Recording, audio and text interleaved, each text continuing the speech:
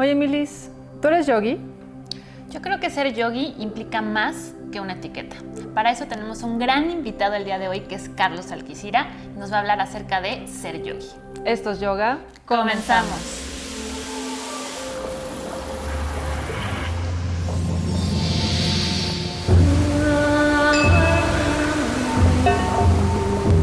Pues bienvenidos a un programa más de Esto es Yoga. El día de hoy estamos muy contentas porque viene un gran maestro, gran amigo. Él es Carlos Alquicira y bueno, él comenzó su práctica desde los 7 años.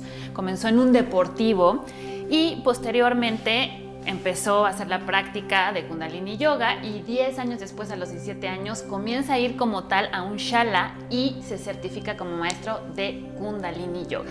Posteriormente, bueno, durante su práctica, pues empezó a hacer prácticas de Hatha Yoga, de Vinyasa y actualmente está certificado también en Hatha Vinyasa con el maestro Oscar Velázquez, además de muchas otras certificaciones que tiene. Y el día de hoy vamos a hablar del tema ser yogi. Carlitos, muchas gracias por estar aquí, bienvenido. Muchísimas gracias, chicas. Gracias Bienvenido, por invitarme. Carlos. Muchas gracias.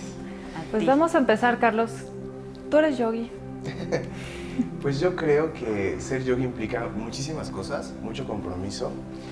Sin embargo, yo creo que ser un yogi como tal, en este contexto en el que ahora vivimos, puede ser diferente al de hace mucho tiempo atrás, ¿no? Tanto las eras han cambiado, como la era de Acuario, como la era en la que estamos ahora de Piscis. Yo creo que cambia todo. Y en ese todo, yo creo que decir ser un yogi podría ser comprometerte muchísimo, ¿no? Yo en lo personal, yo no me considero un yogi, ¿no? Podría ser que en la cosmovisión tuya o en la tuya pueda ser que para ti sí o para ti no, ¿no? Por ejemplo, yo llevo un tiempo practicando yoga con diferentes maestros, diferentes disciplinas, y podría yo decir que incluso ser un maestro, tal cual decir ser un maestro, no es correcto, ¿no? O, digamos, una persona que apenas empieza su práctica de yoga, lleva 2 años practicando y practica diario yoga, o practica 3 veces a la semana, podría pensar que es un yogi de alguna forma. Pero su maestro o el maestro o su compañera de yoga, que lleva a lo mejor una vida como de alimentación, de práctica, de pensamiento, podría decir que está muy lejos del yoga. Sin embargo, para ella es un yogi. Entonces, yo creo que es un pensamiento muy personal de cada quien, creerse o no un yogi.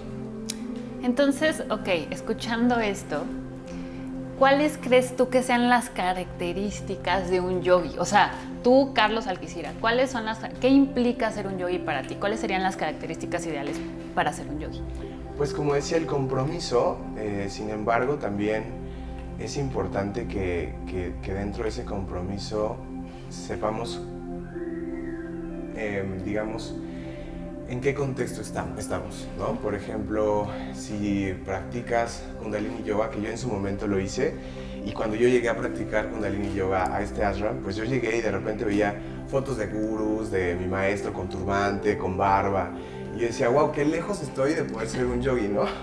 Y la verdad es que me daba miedo. Cuando yo llegué a mi primer clase de yoga, yo dije, híjole, ¿qué tal que esto que estoy haciendo no está bien? Porque vengo de una familia muy católica.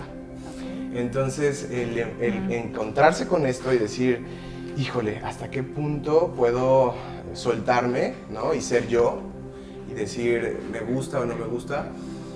Y poco a poco, claro, siempre con muchas preguntas a mi maestro, pues me invitó a tomar la certificación de yoga, de Kundalini Yoga, y lo tomé con una excelente maestra, la maestra Sadhana Kaur, que ahora ya ha trascendido, pero que nos enseñó muchísimo como grupo cuando tomé la certificación, y dentro de toda esa enseñanza, pues la verdad es que nos dio muchos puntos ortodoxos, que no está mal. Yo creo que cuando entras a una práctica de yoga está bien tocar ciertos puntos ortodoxos porque te hacen asentarte y conocer la raíz del yoga. Entonces, conocí lo que era la raíz de Kundalini Yoga y en su momento pues usaba yo turbante, tú me conociste, usaba turbante, usaba kurtas.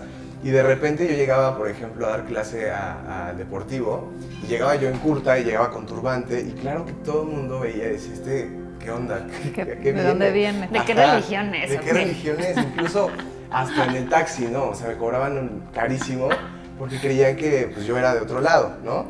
Y a lo mejor para esas personas cuando yo llegaba al deportivo decían, pues es un yogi, ¿no? Sin conocer realmente que pues yo empezaba a conocer toda esta práctica de yoga.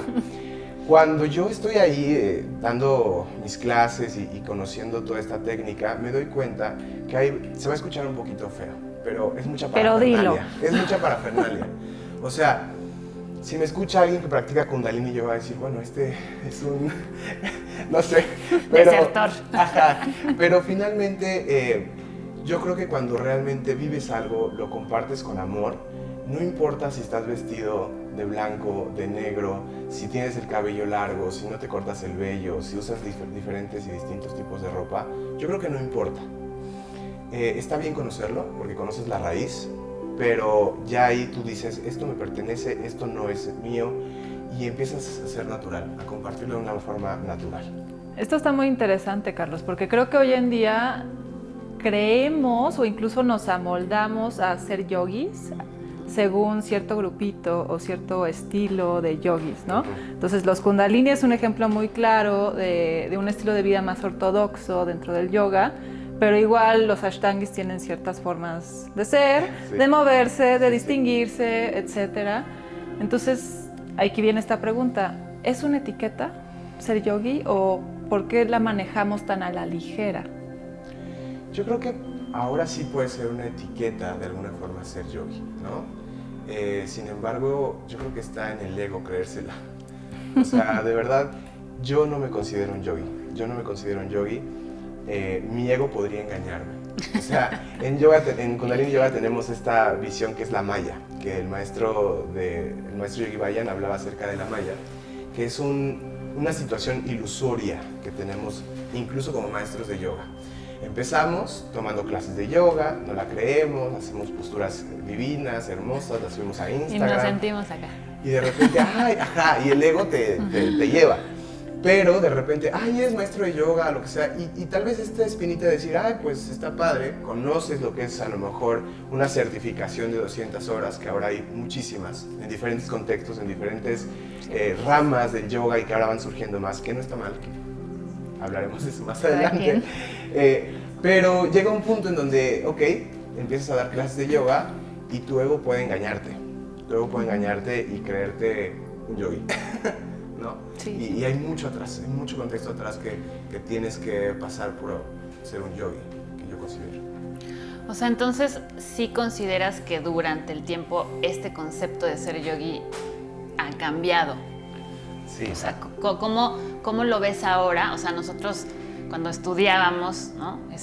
Nuestras certificaciones, pues sí, o sea, nos ponen a un yogi como un ser casi iluminado, ¿no? O sea, que medita y que nunca se enoja, que controla sus emociones. Incluso la gente tiene todas esas ideas, ¿no? De que nosotros somos perfectos y nunca nos enojamos y todo está bien y no comemos carne. Exacto, y todas esas justo. cosas, ¿no? Yo creo que es un punto importante. A veces como alumnos vemos a nuestro maestro como, híjole, divino y un ser elevado. elevado, que no hace nada y que wow. Y no, o sea, yo creo que he conocido muchos maestros que los conozco en un modo más personal, ¿no? En una experiencia de salir de vacaciones con ellos, etcétera. O vivir con ellos. O vivir con ellos. Claro, y entonces nos vuelven mucho más humanos, ¿no? Claro, sí. Mucho más humanos, y ahí te das cuenta que no está mal, de repente a lo mejor hacer cosas que para otros lo verían como un pecado, casi, ¿no? Como comer carne. Comer carne. Yo como carne, la verdad es que es algo que les respeto mucho en todos, ¿no? Habrá muchas personas que no coman carne y está bien, yo creo que es decisión de cada quien, pero en mi contexto, para mí, me siento bien, ¿no? Haciéndolo. O sea, no sé, por ejemplo, cuando usaba yo el tapete de borrego, para muchas personas era como muy incongruente que los Kundalini usáramos tapetes de borrego, que por qué utilizábamos esto. Sin embargo, pues a lo mejor desconocían como el contexto de por qué se usa un tapete de borrego. Entonces yo creo que es el desconocimiento que nos hace tener estas etiquetas en las personas. Pero además de etiquetas, no sé si estás de acuerdo, también hoy en día con todo este boom de las redes sociales y el marketing, pareciera que ya estamos usando esta palabra yogi como una forma de vender, ¿no? Entonces soy yogi o me meto a este estilo de vida yogi, vuélvete yogi y ven a mis clases, cuando en realidad es algo mucho más profundo y estamos ya manejándolo literal como una etiqueta para vender un concepto. Sí, mira, yo creo que justo hablando de donde ahora estamos en esta era de Piscis, donde la información se abre. Acuario. Perdón, Acuario. Piscis era la pasada. Sí, perdón, Ajá. Acuario. Yo creo que en esta época justo donde se abre la comunicación, no está mal. O sea, vivimos en un mundo donde vemos publicidad en todo y en todos. Te despiertas en el teléfono, en el reloj. Y yo creo que, como les decía, cuando entramos en cuando empezamos, por ejemplo, ser un yogi y empezamos a tener este acercamiento creyendo que podemos ser un yogi o con lo que conocemos que es ser un yogi, no está mal. En el tiempo te irás dando cuenta qué es lo que te funciona de ser un yogi o no. Si te funciona no comer carne, si te funciona vestir de tal forma, está bien. Yo creo que esa parte va a ir entrando en ti y decir, ok, esto funciona, esto no, y me siento a gusto. Y cambias, entonces está bien. Sí, 100%. O sea, la verdad es que es un tema hoy en día, creo, muy de que, siento más bien que antes era como siempre teníamos que guardar esa, por ejemplo, los que hacían Hatha Yoga, ¿no? Que era muy, desapégate de todo. O sea, quieres ser un yogi, necesitas ser, siempre lo digo, pero necesitas ser hippie, necesitas ser pobre, deshacerte de todas tus cosas, ¿no?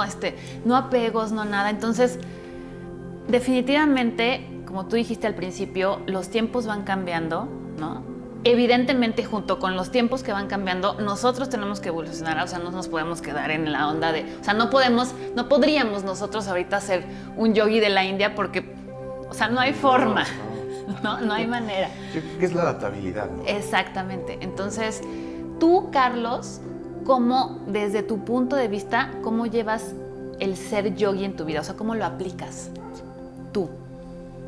Mira, yo lo aplico, híjole, es un compromiso muy grande. Que ya dijiste, ok, no me siento yogi, pero, Ajá.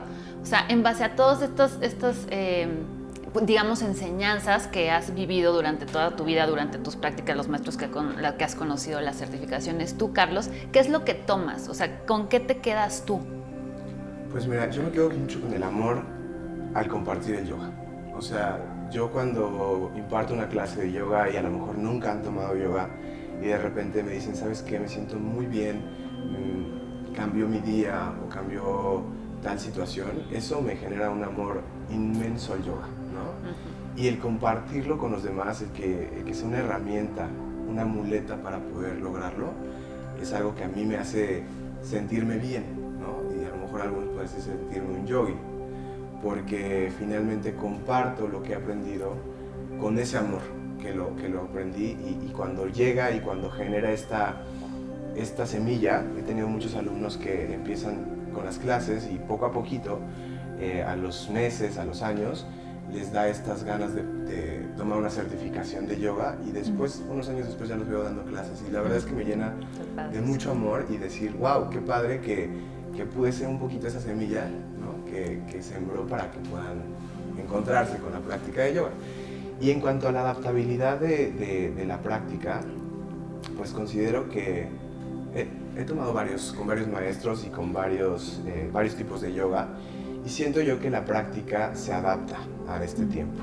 O sea, el que cambien, si la raíz de yoga por Patanjali empieza a generar diferentes ramificaciones, está bien, porque va a diferentes personas. Habrá quien sea muy fitness, habrá quien busque una parte más meditativa, habrá quien busque una sanación un poquito con los mantras, pero finalmente nos está acercando al yoga. Entonces, está bien. Y por último, Carlos, entonces, ¿qué sería el beneficio o por qué la gente se acercaría al yoga? O sea, ¿a ti qué te dio y qué les puede dar a los que nos están observando en este momento? Yo creo que nos puede dar herramientas. O sea, siempre he considerado como, digamos, cuando nos lastimamos un pie, usamos muletas. Y estas muletas nos empiezan a ayudar a volver a caminar. El yoga como tal es una muleta que te va a ayudar a acercarte, a sentirte bien, digamos. Si usas mantras, es una muleta que te va a ayudar a meditar. Si usas props, es una muleta que te va a ayudar a mejorar tu postura, a mejorar tu técnica. Y así diferentes situaciones, la curta, la cara, que son una pulsera, ¿no? Son muletas, no por el hecho de usarlas, como decía yo al principio de esto, que tienes que vestir de blanco, usar turbante. Ya con todo eso vas a ser un yogi o vas a poder dar tu práctica correctamente. Yo creo que son muletas que te ayudan a conocerlo. Y a partir de ahí decir, esto me funciona, esto no. Es como decir, Liz ahorita trae una cara, pero no trae turbante, ¿no? Entonces... ¿Qué onda contigo? Estás a medias. Exactamente. Ajá, no, simplemente es algo que a ella le funciona y con el que se siente a gusto, se siente bien y está padrísimo. Porque entonces ya puedes practicar, ya puedes compartir tu práctica desde un punto en el que te hace sentir bien. Muy de acuerdo, Carlos. Pues muy contentas de que hayas estado aquí con nosotras en Esto es Yoga. Muchísimas gracias. Gracias, Muchas Carlos. Liz. Esto es Esto es yoga. yoga.